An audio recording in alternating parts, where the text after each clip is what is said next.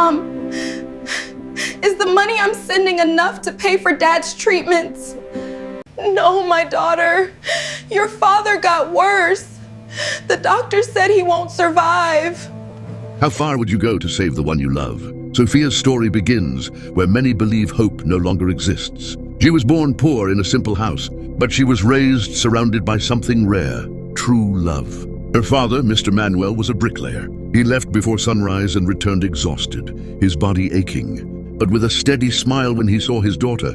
"As long as I'm breathing, you'll never lack anything," he used to say. Her mother taught her from an early age to bend her knees and trust God, even when the table was simple and the future uncertain. Sophia grew up understanding that faith is not the absence of pain. It is the strength to keep going. Time passed and life demanded its price. On an ordinary workday, Mr. Manuel collapsed unconscious. At the hospital came the devastating diagnosis: advanced cancer. The strong man who supported the household could no longer get out of bed. Her mother began living between medicines, prayers, and hidden tears. Bills grew, and hope seemed to shrink every day. That's when Sophia made the hardest decision of her life. With a heavy heart, she left her parents and went to the big city in search of work. She arrived alone, with no contacts and no guarantees, knocking door to door. At many doors, she didn't find work. She found contempt.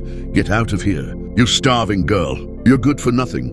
Each word felt like a stab. At night, she cried in silence and asked God if he was still there. Even so, she got up the next day and tried again. When almost no hope remained, one last door opened. An elegant man, simple suits, deep eyes. He remembered something the world had forgotten: humanity. His name was Daniel. Trembling, Sophia said, "I'll do anything. I just need a job."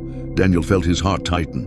It wasn't pity, it was something greater. He hired her as a cleaner, with a fair salary and bonuses. For Sophia, it was more than a job. It was an answer to prayer. She worked with extreme dedication. Every cent was sent to her mother. Daniel watched in silence, the strength, humility, and faith of that woman. Little by little, admiration was born, then affection, and without realizing it, love. Then the call came.